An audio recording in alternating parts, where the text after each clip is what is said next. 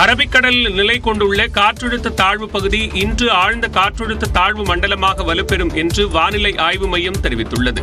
தென்கிழக்கு அரபிக்கடல் மற்றும் அதனையொட்டிய பகுதிகளில் நிலவிய காற்றழுத்த தாழ்வு பகுதி அதே பகுதியில் நிலவுவதாகவும், இது வடக்கு திசையில் நகர்ந்து இன்று ஆழ்ந்த காற்றழுத்த தாழ்வு மண்டலமாக வலுப்பெறும் என்றும் வானிலை ஆய்வு மையம் வெளியிட்டுள்ள அறிக்கையில் தெரிவிக்கப்பட்டுள்ளது. இதன் காரணமாக தமிழகத்தின் ஓரிரு இடங்களிலும், புதுவை மற்றும் காரைக்காலில் இன்று மிதமான மழை பெய்யக்கூடும் என்றும் தெரிவிக்கப்பட்டுள்ளது. தமிழகத்தின் ஓரிரு இடங்களில் அதிகாலை வேளையில் லேசான பனிமூட்டத்திற்கு வாய்ப்புள்ளதாக வானிலை ஆய்வு மையம் கூறியுள்ளது.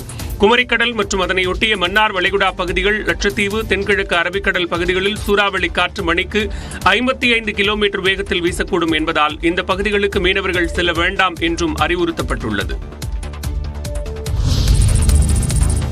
நாமக்கல் அருகே கந்துவட்டி கடனை அடைக்க சக பெண் பணியாளரை கொலை செய்த சத்துணவு ஊழியர் 40 நாட்களுக்கு பிறகு காவல் நிலையத்தில் சரணடைந்தார்.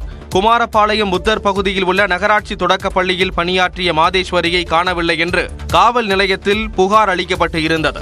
இது தொடர்பாக விசாரணை நடைபெற்று வந்த நிலையில் அதே இடத்தில் பணியாற்றிய கௌரி காஞ்சனா என்பவரையும் காணவில்லை என காவல் நிலையத்தில் மற்றொரு புகார் அளிக்கப்பட்டது.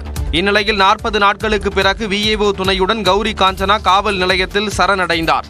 அவரிடம் நடத்திய விசாரணையில் கந்துவட்டி கடனை அடைக்க சக பணியாளர் மாதேஸ்வரியை கழுத்தை நெரித்துக் கொன்று காளிங்கராயன் கால்வாயில் சடலத்தை வீசியதை ஒப்புக்கொண்டார். தனக்கு 10 லட்சம் ரூபாய்க்கு மேல் கடன் இருந்த நிலையில் சக ஊழியரான மாதேஸ்வரி கழுத்தில் தங்க நகைகளை அணிந்து வந்ததால் அதனை அபகரிக்கும் நோக்கில் கொலை செய்ததாக கௌரி காஞ்சனா வாக்குமூலம் அளித்துள்ளார். இந்நிலையில் சடலத்தை தேடும் பணியில் ஈடுபட்டு வரும் போலீசார் இக்கொலையில் வேறு யாருக்கேனும் தொடர்பு உள்ளதா என்ற கோணத்திலும் விசாரணை மேற்கொண்டு வருகின்றனர்.